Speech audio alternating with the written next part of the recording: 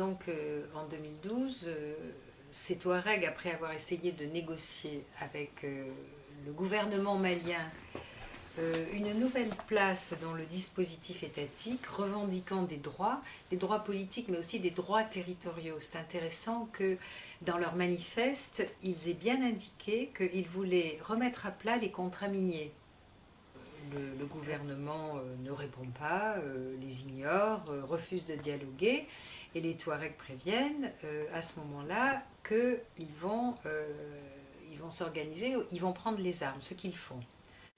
Alors, pourquoi étaient-ils sûrs de prendre les armes? C'est parce qu'ils avaient le renfort des Touaregs arrivés de Libye avec l'arsenal de Kadhafi, récupéré de l'arsenal de Kadhafi. Et le scénario proposé à l'opinion publique, c'est que c'est à cause de l'arsenal militaire libyen que les Touaregs ont pu envisager de se soulever. C'est pas tout à fait exact pour plusieurs raisons. La première, c'est que l'idée de se soulever, elle n'a pas quitté les Touaregs. C'est par réalisme politique. C'est parce que ils réfléchissent aux conséquences d'un soulèvement et à la faiblesse justement de leur force que les Touaregs ont souvent dit c'est pas le moment, on ne peut pas. Là, les Touaregs se soulèvent et c'est vrai qu'ils avaient un armement, conséquent, mais en même temps, il y a beaucoup de Touaregs qui ont trouvé ça insensé parce qu'ils savaient bien qu'ils n'avaient pas forcément de pays de repli et qu'ils n'avaient pas de renouvellement possible de cet armement. Donc là aussi, les opinions étaient très très différentes en fonction des mouvements, en fonction des pensées politiques, en fonction des stratégies. Donc il faut le savoir aussi. Très rapidement, au fur et à mesure que le MNLA progresse et que le gouvernement malien au sud s'effondre, puisque ensuite il y a le coup d'État de Sanogo, il y a un État qui n'arrive plus du tout à fonctionner, à se gérer, à affronter les problèmes du Nord, interviennent les groupes salafistes, dont un groupe Touareg en Sardine, dirigé par un ancien rebelle des années 90 qui entre-temps avait largement travaillé pour le gouvernement malien, Iyad Agrali, et qui au début paraît s'allier au MNLA pour ensuite le combattre, avec comme terrain de repli l'Algérie. Les combattants du MNLA, eux, quand ils sont blessés, ne peuvent pas aller du côté algérien, ils vont du côté burkinabé. Donc tout ça montre que déjà la question est prise en main par les États et que l'une des ripostes à ces revendications politico-territoriales du MNLA, l'une des ripostes de l'État voisin, l'Algérie, c'est d'envoyer les islamistes. Voilà. Finalement, on retrouve un scénario assez classique qu'on a face à beaucoup d'insurrections politiques dans le monde, où immédiatement on crée un contre-mouvement avec les voisins, avec les parents, voilà, c'est toujours pareil. Et ce qui frappe dans ce dispositif, c'est que les mouvements islamistes, ils ont une supériorité en armement et en moyens. Tout simplement, ils arrivent à rémunérer les combattants, ils arrivent à les nourrir, ils arrivent à les véhiculer. Ce qui n'est plus le cas du MNLA, qui a épuisé ses ressources. Évidemment, c'est toujours les civils qui font les frais de ce type d'affrontement. Alors, la guerre de propagande se déclenche contre le MNLA, et l'un des arguments qu'on ressort et qui existait déjà à la période coloniale, d'ailleurs je peux te dire un extrait pour faire le parallèle, cet argument étant énoncé par le gouvernement malien et par l'universitaire sécuritaire Monsieur Bourgeot, toujours le même, qui disent que les Touaregs c'est une minorité, ils n'existent pratiquement pas. Alors, il y a des chiffres extravagants qui sont rapportés, 5%, puis après ça tombe à 2%, et ils sont minoritaires. Non seulement ils sont minoritaires au Mali, mais ils sont minoritaires dans le nord du pays. Voilà, donc cette manière de rétrécir la démographie des gens qu'on classe parmi les Touaregs, elle passe par plusieurs manipulations. La première est de compter des Touaregs, parmi les Touaregs uniquement ceux qui ont la peau claire, de fabriquer une nouvelle ethnie. Alors là, j'ai été très très surprise. Cette nouvelle ethnie, elle est appelée par le même les Bellas. Bella, ça veut dire les esclaves, hein, ouais. Dans les langues voisines. Et donc, ça devient une ethnie à part entière qui ne fait plus partie des Touaregs. Voilà. Alors, ces chiffres sont extravagants et avec Rawad, on avait fait d'ailleurs des calculs dont je pourrais te parler un peu plus tard, là, quand je vais retrouver mon papier.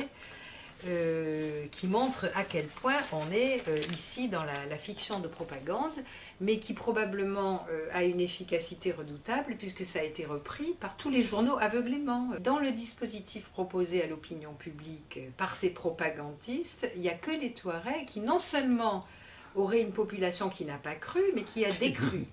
Alors, qu'est-ce qui se passe? Soit on les a tués, alors là vraiment on a un génocide sous les yeux, soit les chiffres sont faux. Voilà.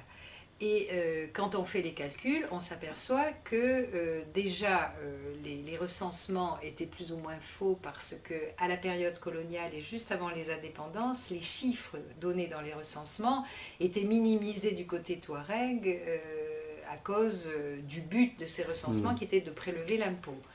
Donc il y a beaucoup de Touaregs qui n'étaient pas déclarés.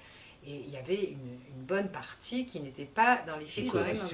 Voilà. Et là, on en est toujours aux chiffres de la colonisation, c'est-à-dire 1,5 million de Touaregs, tout compris. C'est-à-dire Niger, Mali, Algérie, Libye, Burkina Faso. Voilà. On sait que le Mali, dans les années 60, comptait environ 5 millions d'individus, dont 600 000 Touaregs. Il compte à présent 15 millions d'individus. Si on applique le taux de croissance démographique moyen aux Touaregs, on aurait 1 800 000 Touaregs au Mali.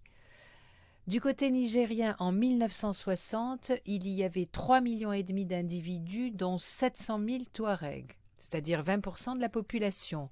Aujourd'hui, on a une population globale de 17 millions, c'est-à-dire une croissance importante de 414% en 54 ans, ce qui donnerait 3 400 000 Touaregs au Niger. Autrement dit, seulement pour le Mali et le Niger, on compte plus de 5 millions de Touaregs, 5 200 000, et ceci à partir des chiffres à minima de la période coloniale. Donc les Touaregs ne sont pas du tout minoritaires, ni dans le nord du Mali, ni dans le nord du Niger. Sur le plan politique dans l'espace Touareg est très intéressant et très dynamique. Et donc, en dépit de toutes les difficultés, malgré tout, je trouve que ce qu'il y a d'intéressant, c'est les mouvements qui défendent aussi des projets de société alternatifs. Parce que si c'est simplement pour revendiquer un État identique à ceux qui sont en train de détruire toute l'Afrique, au service de puissances extérieures qui veulent simplement servir leurs intérêts, je veux dire, à quoi bon? Ça n'a pas de sens. Ça n'a pas de sens. Voilà. Donc, moi, ce qui m'intéresse en tant que sociologue, hein, c'est toujours cette manière qu'ont les sociétés de se décomposer, recomposer et surtout d'inventer des modèles alternatifs pour se gérer.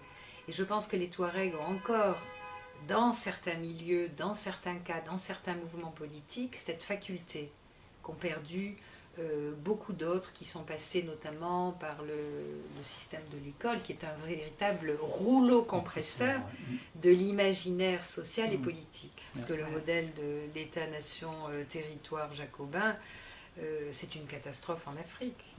Et ça a fabriqué des régimes politiques souvent autoritaires, avec une démocratie de façade, qui n'arrivent pas à être autonomes, qui sont très très dépendants de l'extérieur. Il faut se rappeler que c'est quand même la France qui payait les arriérés de salaire des fonctionnaires nigériens. C'est incroyable, c'est des pays qui n'arrivent pas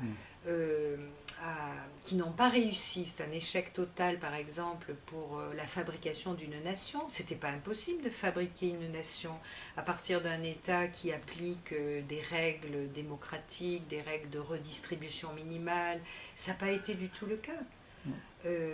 Ces systèmes sous dépendance, sous tutelle, ont favorisé des élites corrompues qui, quand elles ne l'étaient pas, soit étaient stigmatisées et allaient en prison ou entraient dans l'opposition, soit disparaissaient, sortaient du système.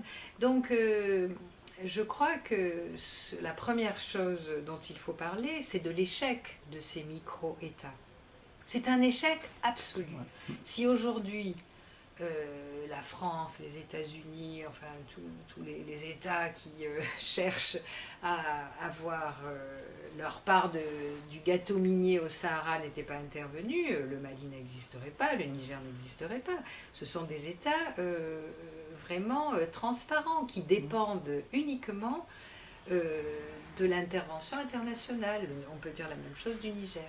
Donc, qu'est-ce que ça veut dire? Vers quoi ça nous mène? On sait que la fragilité de ces États va faire que, s'ils doivent perdurer, c'est dans un système néocolonial. Jusqu'à quand va durer ce système néocolonial? Je ne sais pas, moi j'ai pas les outils pour répondre, mais je pense que c'est clair que pour les mouvements politiques touaregs qui sont très différents, par exemple la posture du MNLA est minimaliste. Le MNLA, il demande pas grand-chose finalement, il demande l'autonomie de gestion de cette région pour éviter la corruption, pour éviter les détournements, pour que la population ait droit à avoir un hôpital, une école, une université, c'est rien, c'est normal. Bien sûr. Et c'est comme si ça menait à la catastrophe. Au contraire, je pense que si vraiment le gouvernement malien veut avoir une continuité, c'est la seule chose à faire parce que ça peut calmer sinon les ressentiments des gens exclus. De toute façon, les exclus, ils finissent par gagner parce qu'ils n'ont plus de vie.